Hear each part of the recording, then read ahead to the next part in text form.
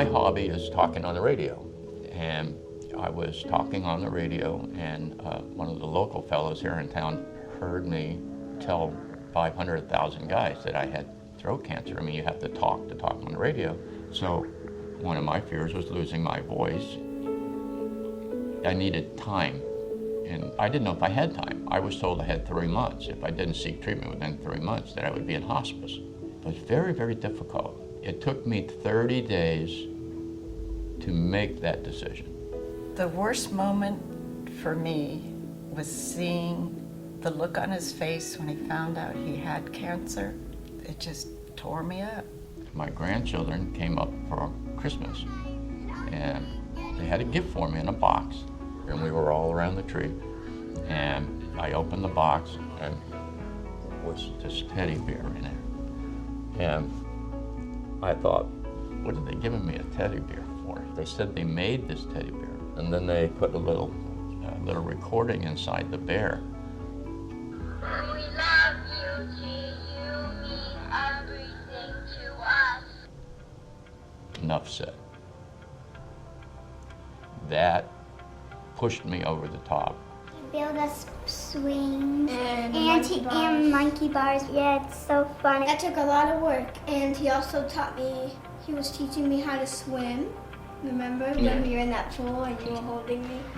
That had me so emotional that morning. All this was done because they wanted me to fight and go through the treatment. I needed that. I needed that little push over the edge. It is this that I listened to every single day before I went to the radiation treatment at the hospital. So Mr. Jameson, he's a great guy. We've developed a great relationship since I've come to know him. Unfortunately, he came with me with a diagnosis of head and neck cancer, which is one of the toughest treatments to get through. I went and saw Dr. Tennyson. First thing out of his mouth was he wanted me to get a port put in my chest for the chemotherapy, and he wanted me to have a stomach tube inserted for food. I denied both those requests. A lot of patients, because of the radiation, it's very difficult for them to swallow, and they need a stomach tube, which is a tube that goes into the stomach that you can basically put all your nutrition into. Being the old Marine that I am, I'm pretty stubborn. He told me straight up, he's like, I am not going to do it. And I said, yes, you are. And he said, no, you're not. So we butted heads, and we butted heads, and we butted heads. And so I said, at the end of the day, it's his choice. So then what I said to him was, well, okay, if you lose more than 10 pounds, you're going to need it. And he looked at me and he said, there's no way I'm getting that feeding tube. There's no way I'm going to lose more than 10 pounds. I took the challenge, and I told Dr. Tennyson that they had never met anybody like me before. He's the kind of guy who says, this is the way I want to do it, and that's the way it's going to be. And we had to compromise a little bit. We had to say, well, how are we going to do this? How are we going to take this journey together? Even though Dr. Tennyson didn't agree with my decision, he respected me enough to let me try it.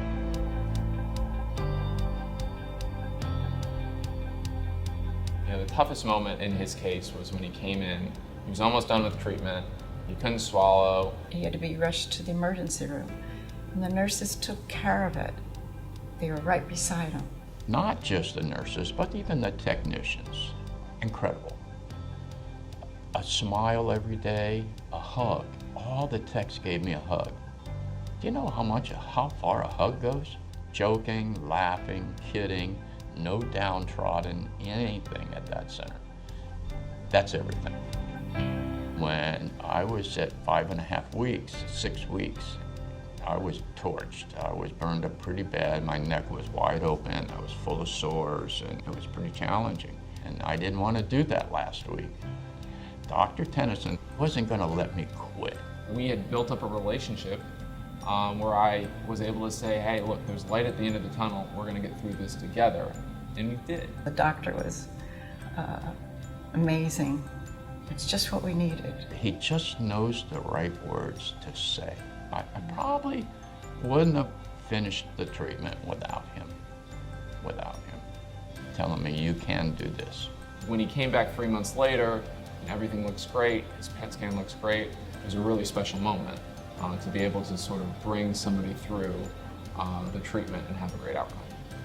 I'm cancer free. I'm free. I'm free. They knew what they were doing. They got the cancer to go away. It was a combined effort. A lot of people worked hard to make it happen. But I walk out of there now and I'm just beaming. He challenged himself and he came through just like I expected him to. All the people I see sitting there, I want to say to them, hang tough. You guys can do this and you're going to walk out of here free of cancer just like I did.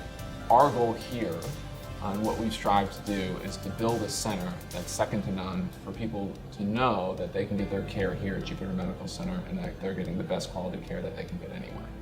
They empowered me to make the decisions that I needed to make for myself.